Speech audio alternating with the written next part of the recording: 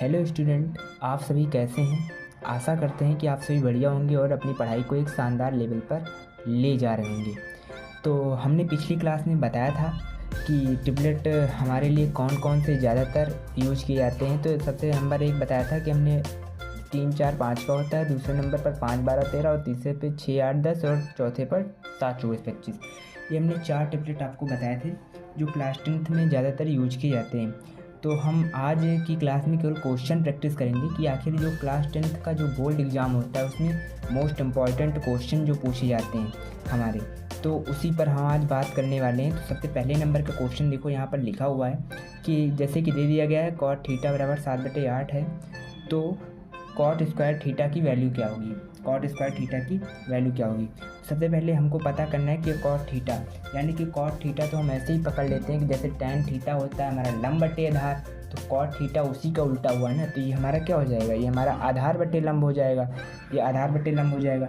अब इसी प्रकार से आधार बटे लंब हो जाएगा, लेकिन जब से हमसे कॉट स्क्वायर थीटा पूछा है तो कॉट स्क्वायर थीटा यानी कि कॉट थीटा का वर्ग यानी कि हम 7/8 इसी का वर्ग कर देंगे तो 7 सत्ता 49 हो जाएगा और 8 × 8 यानी कि 8 टाइम 64, यही हमारा आंसर निकल कर आ जाएगा। इसको आप डायरेक्ट भी कर सकते हैं, हाँ, इसमें कुछ ज़्यादा करने की ज़रूरत भी नहीं है। हाँ, दूसरे नंबर पर इसी तरह के क्वेश्चन हम आपको देते हैं कि जैसे कि हमको दे दिया गया क्वेश्चन सेक थीटा बराबर 13/12, तो साइन थीटा या लिख लो कॉस थीटा व टैन थीटा, इन सब की वैल्यू बताना है, इन सब की वैल्यू बताना है।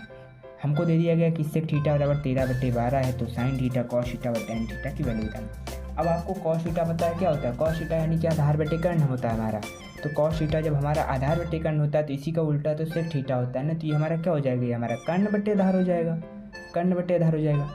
अब मैंने आपको तो एक ट्रिपलेट भी बताया था कि जैसे कि दो चीज़ दी गई हुई और दोनों का मान दिया गया हुआ तो एक बच जाए तो उसी को वही मान लेते हैं। तो मैं जैसे कि यहाँ पर कर्ण 13 हो गया, आधार आपका 12 हो गया। जैसे कि लंब हमको पता करना है तो मैंने एक ट्रिपलेट आपको बताया है कि 12, 13 दे दिया गया है, तो क्या बच रहा है, देखो 5 बच रहा है, तो यही हमारा लंब बराबर 5 हो जाएगा। लेकिन अगर इसको आप उस तरह से भी सॉल्व करना चाहते हैं तो आप कर लीजिए, कोई दिक्कत की बात नहीं है।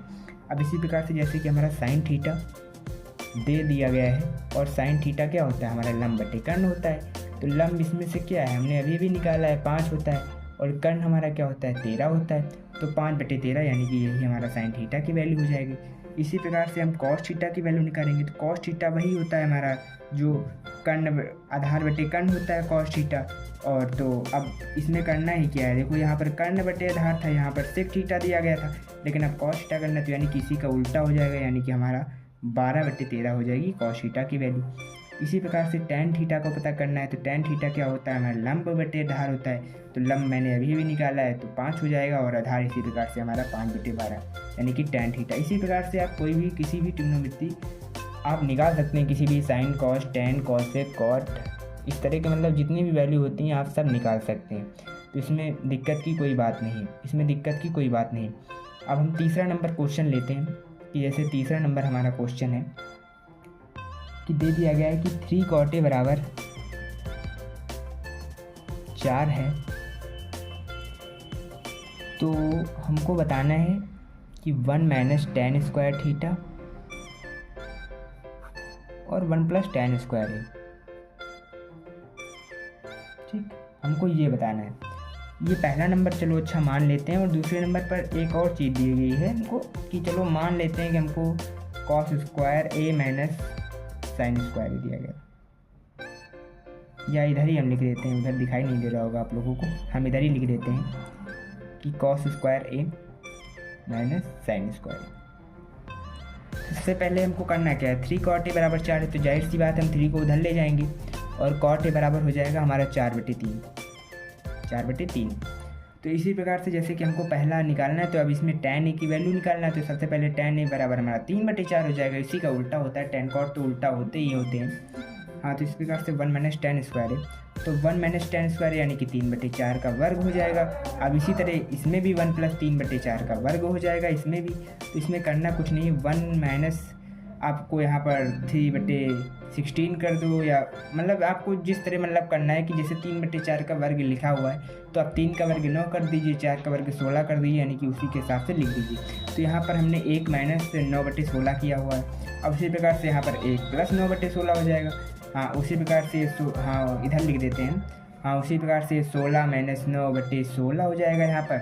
उसी प्रकार से आपका हो जाएगा 16 + 9/16 हो जाएगा। 16 से 16 कट गया आपका, 16 में से 9 जाएगा। आपको पता है कि 7 होता है, हमको 7 होता है। अब इसी प्रकार से यहाँ पर 16 9 कितना होता है, 25 होता है, यानी कि हमारा जो वैल्यू निकल कर आएगी इसकी वो 7/25 निकल कर आएगी।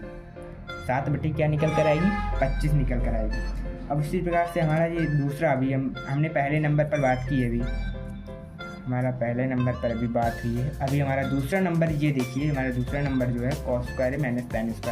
हमको अभी ये भी निकालना है, तो हम चलो इस पर भी बात कर लेते हैं।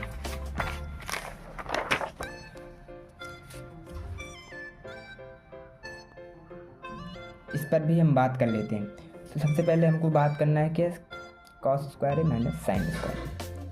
अब आपको इसमें ज़्यादा इधर उधर खेल करने की कोई ज़रूरत नहीं है, आप डायरेक्ट ही चीज़ों को जानते हैं कि आखिर ये किसका फार्मूला है। तो cos² - sin² होता है हमारा cos 2a का फार्मूला होता है, और cos 2a को हम एक वैल्यू लिख सकते हैं। cos 2a की हम एक वैल्यू tan में लिख सकते हैं, यानी कि cos 2a को हम 1 - tan²a/1 + tan²a लिख सकते हैं। हालांकि वो यही वैल्यू है जो हमने अभी पीछे निकाल चुके हैं, आपको अभी निकाल कर दिखाया कि 1 - tan²a/1 + tan² कैसे निकालते। तो इसमें भी उसी तरह से हो जाएगा, बिल्कुल उसी तरह से अभी हमने आपको निकाल कर बताया ही है। तो उसमें आपको करना क्या नहीं है, डायरेक्ट ही आप 7/25 कर सकते हैं, कोई दिक्कत की बात नहीं है। इसी प्रकार से और बहुत सारे क्वेश्चंस हो गए जो आपको इसी तरह से करने हैं, ठीक है। तो इसी तरह हम आपको वीडियो लाते रहेंगे, और हमारी वीडियो को लाइक और चैनल को सब्सक्राइब करना ना भूलें।